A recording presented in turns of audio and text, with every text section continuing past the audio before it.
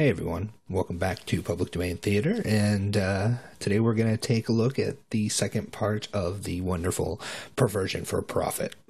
Now, before I start here, the starting frame on this is fortuitous, but look at the salacious look on that motherfucker.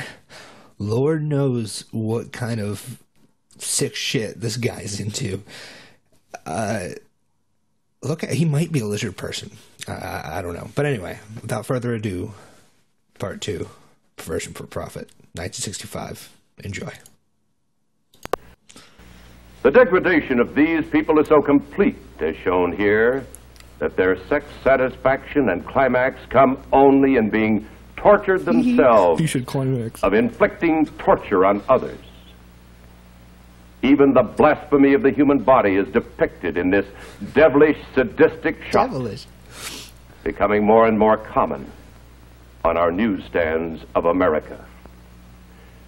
Seldom have you been in a supermarket without brushing by the news rack with the so-called men's adventure magazines, where with word and picture, lust and violence filled pages devoured by juvenile eyes. They look interesting. It would seem that publishers of this material deliberately print these magazines, in the parlance of the narcotic, to hook the adolescent into the knowledge of the unnatural. These publishers know well that once so exposed, the insatiable curiosity of youth will cause him to delve deeper and deeper into this grotesque material until his utter depravity is complete. All of you have heard of mail-order obscenity. The problem is graphically illustrated by these advertisements, all of which were clipped from this one copy of a single girly magazine. Just from one magazine? In these, as well as in all the other groups of magazines, the rawest materials can be ordered through the United States Mail. Son of a bitch. And thus, newsstand publications create a market for illustrated, hardcore pornography. After these displays, you probably think that there couldn't be anything worse. But perhaps the most insidious single group of publications is the cheap pocketbook. In page after page of these so-called novels, sex organs, positions of intercourse, abnormal sex practices of every kind are described with intimate physical detail. Nothing is left to the imagination. Intimate physical An invitation even is extended to the reader to come join the fun. Teenagers, particularly, are liable to pull down the corners of the obscene passages, the more readily to dwell on them over and over and over again. I'm getting kind of hot. And the teenager soon gets to recognize the publishers of the worst material and seeks out their products. Oh, he's moving now. I've got more pictures. This is a book typical of many. Okay. It is called You gonna read? Sex Jungle. Ooh. I would like to read you a passage from this book, not because it is particularly obscene, but because it portrays a philosophy that is aimed at our young people. All right, I'm ready for this. This philosophy is not just in this book, but through all of this material. Oh. A 16-year-old boy, member of a gang, has just clubbed an old man in the course of a robbery. Okay. And he's thinking back over his accomplishment. Okay. Maybe he would die. That would mean I had murdered him. I smiled, trying the idea on for size. One of the things that always had cheesed me a little was that I had no kills to my credit. I'd been in plenty of rumbles, but somehow I'd never cooled anyone. Well, maybe now I'd have my first one. I couldn't feel very proud of sculling an old man, but at least I could say that I'd scored. That was a big kick. What are we alive for except to grab all the kicks we can? Sex, that's a kick. Sure, a damn good one. A guy can't ever get enough of that. Drinking, that's another kick. An okay kick. Marijuana? Sure. M's good, too, if you don't let it get the upper hand with you. heroin, H. There was something to be said for that. I'd tried it. But horse isn't such a good kick because it takes more than it gives. It's a lot of lingo. Before long, you use it and you don't get any kick. There were others. Rape. That was a kick that I'd tried a couple times. It makes you feel real big to grab a girl, rip her clothes off, and take her. The way I figure it, you get kicks from what you do to other people. If you take something from a girl that she values, you've gained something. Or at least that's the way I look at it. I'm brainier than a lot of gang guys. I spend a lot of time thinking. Maybe I should have been a professor.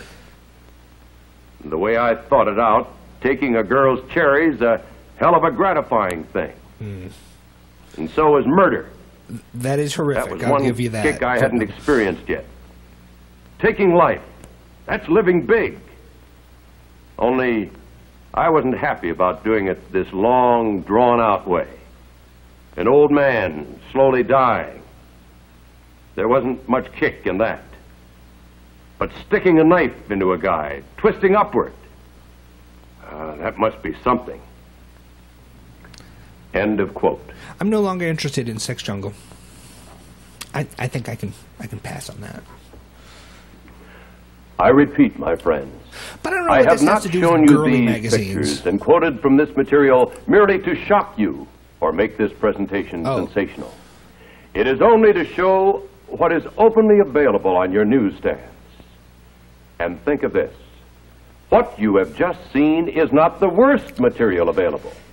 And yet, even this required editing to make it suitable to be shown in this film. The vast majority of this material is too obscene to show or to quote to you.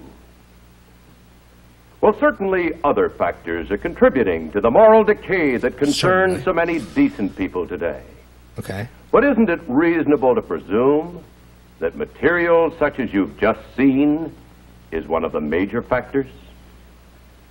And it is important to realize that even if you knew that your own children would never, under any conditions, buy or read this material, if you knew this, and you can't know this, you must realize that they are constantly exposed to those who do read this material and who might be triggered into compulsive acts of sex violence. Homeschool your kids. Don't get them vaccinated. As I've said before, the most insidious feature of these publications is that they glorify crime and ridicule law and authority. Vice is presented as fun. This warped idea of fun has contributed to the fact that 1 out of every 20 children born in the United States last year was illegitimate. Oh, my God. The rate of illegitimacy has been steadily climbing. How far we have fallen. And the care of these children costs taxpayers $1 billion a year in government aid. This does not take into account the human misery or suffering that cannot be measured in dollars and cents. What these publications promote as fun this guy is a worse actor than anyone I've ever seen in an Ed Wood film, by the way. Spread of venereal disease in this country. I knew VD was going to come up. Has increased more than 300% in the last 5 years. The incidence of gonorrhea has been steadily rising. One segment of the increase occurs among the expanding homosexual population. Of course. But even more startling is the fact that the greatest increase in venereal disease is among children 10 to 18 years of age. The increasing crime rate also parallels the increase in obscenity. A vicious crime of violence, murder, forcible rape, or assault to kill is being committed every 3 minutes. The total cost of crime and human waste, misery, tax, and material loss is beyond calculation. Sex-mad magazines are helping to create criminals faster than we can build jails to house them. Putting a link between a disgusting $2 billion passage in a year a book racket to is challenging BDSM every mother and father in this is country, ludicrous. and everyone interested in the welfare of our children. The question kill the kids. I said is this.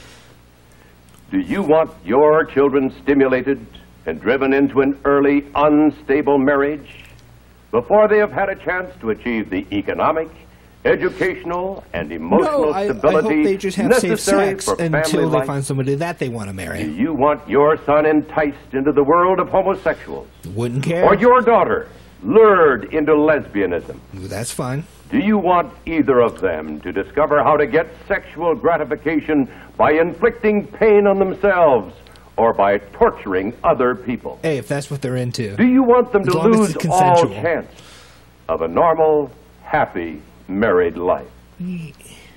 Opponents to the control of obscene literature state that the circulation of this material is the price we pay for freedom in this country. But the United States Supreme Court does not agree. Smut peddlers do not have the right to contaminate our society. That's not freedom of This press? is a nation of laws, and you and I have a constitutional guarantee to police protection of our welfare. The law is our weapon. Here in a typical courtroom, Oh, shit. a judge is instructing the jury in the case of a smut peddler. Oh, fuck. Ladies and gentlemen of the jury, Lakewood has a valid constitutional legal ordinance prohibiting the publication, sale, or distribution of obscene material. It is under this law that the defendant herein was arrested and prosecuted. The Supreme Court of the United States has clearly stated that obscenity is without constitutional protection. The Supreme Court has defined obscenity as material which deals with sex in a manner appealing to the prurient interest. That is, material having a tendency to excite lustful thoughts. It might be well to point out that it is not necessary to prove that this material has led to an act of violence or sex crime, but merely that the material taken in itself is obscene. The test is whether, to the average person applying contemporary community standards, the dominant theme of the material taken as a whole appeals to the prurient interest. If material meets this test, it is without the constitutional guarantees of freedom of press and speech. Now you, the jury, must apply the test of obscenity to the material distributed by this defendant. You, ladies and gentlemen of the jury, are the sole triers of the facts in this case. The application of this legal test to the evidence is to be made by you and you alone. You, in effect, by your decency, determine the level of morality in this community. You, indeed, are the peers of the community. So if they decide that something's obscene, it's And obscene, so, my it's not friend, protected by freedom of the press. question is whether you consider Cool. publications, samples of which you have seen in this film, to be below your community standards. To find the answer, ask yourself these questions. Okay. All right. Would you Write this down. display this material on your living room table? Do you find such material in the living rooms of your friends and neighbors? Would you read stories from these publications to your family or friends? Would you undertake to sell this material from door to door? Of course you would not. Oh.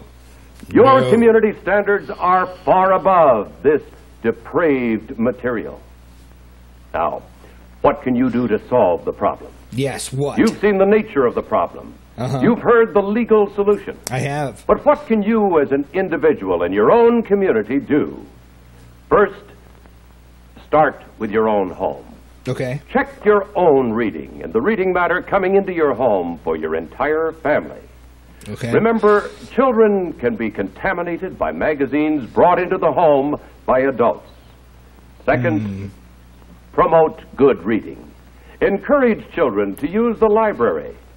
Good books and magazines will help build positive values. I'm sure there are also books in that library that you would consider obscene. Third, check neighborhood outlets that display pocketbooks and magazines, grocery stores, newsstands, malt shops, everywhere from the corner drugstore to the barber shop. Not the delicatessen. If you find obscenity for sale, call it to the attention of the owner.